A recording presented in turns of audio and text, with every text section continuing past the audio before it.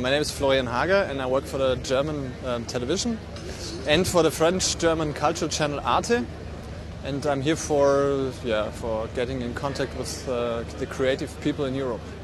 Okay, so you also told me you're working with online video as part of the broadcast channel that you're working with. What are you using online video for?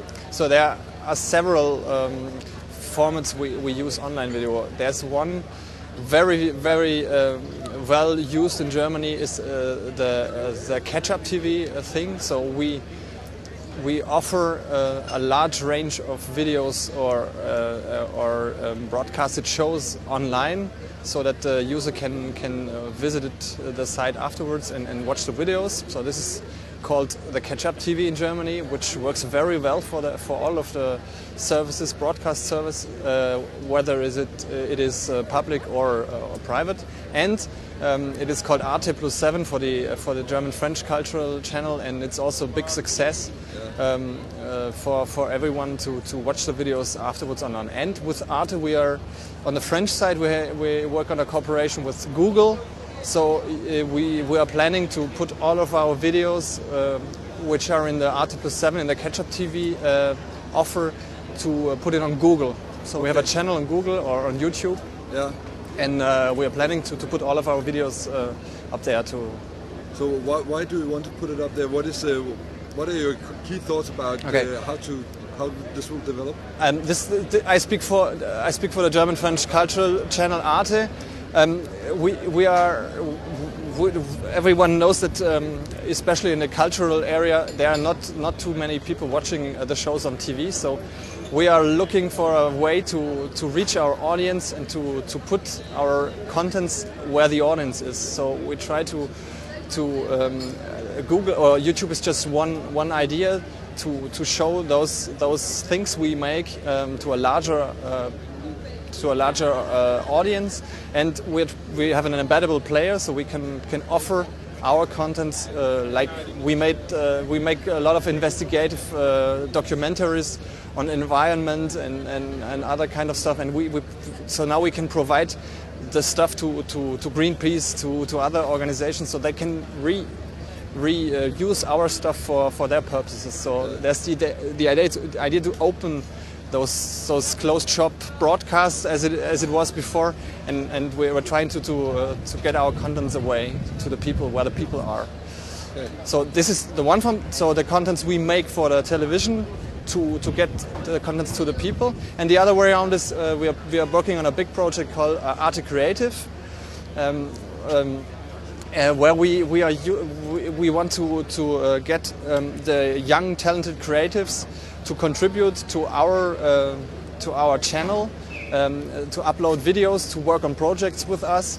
And what we provide is we provide them all of our facilities, so all of our production skills, all of our contacts with production enterprises, and all of our contacts with well-known artists. And so we try to create an exchange platform to regain those contents for the channel. So that's the second way around. We are trying to use online video. So what do you think organizations and companies, what do you see is happening in their use of online video? You talked about Greenpeace and other organizations that share video with. Yeah. But how do you think they can use it, or how are they using it? I think there's a big change, especially from the view of broadcasters. Some years ago, we were the only ones who were capable to produce video.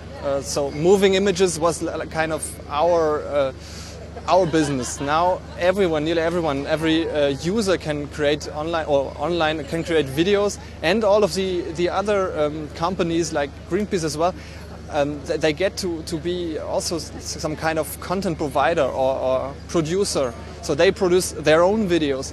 And I think there's a big change especially for the broadcasters, that they are not the only ones to produce. So they are more or less kind of curators and trying to find where the contents are from the people who know, who are in the scene. So the idea is more or less to open those production chain to other companies which are not necessarily video producers or whatever. Okay. What can organizations and companies learn from you as broadcasters? I think we are still the best to produce video. So moving images is our business. We know how to produce it. We know how to make it in good quality. And we have the journalist background, so there is a kind of approach which is different to companies trying to sell their idea or sell the product. So I think the way of producing and the way of commenting or contextualization, aggregation, all that stuff, we know how to do it. We do it like for 40, 50 years, so yeah. That's the way we work. So if you should give some advice to companies and organizations who wants to use video more, or who wants to use that in their communication and in their business, what piece of advice would you give them? It's hard to give a piece of advice, but I think it's all about the subjects. If you have a subject which matters, everyone can produce a video around it. It even hasn't to be in good quality, but I think the key is to find the subjects people want to talk about, and then I think if you're able to produce a video displaying this subject, you can create a whole buzz around, because on a text basis it's just text, it's just like a message. If you can produce a video, it's more emotional, you can create a much bigger buzz around. So I think it's just the way to find the right themes, to know how to.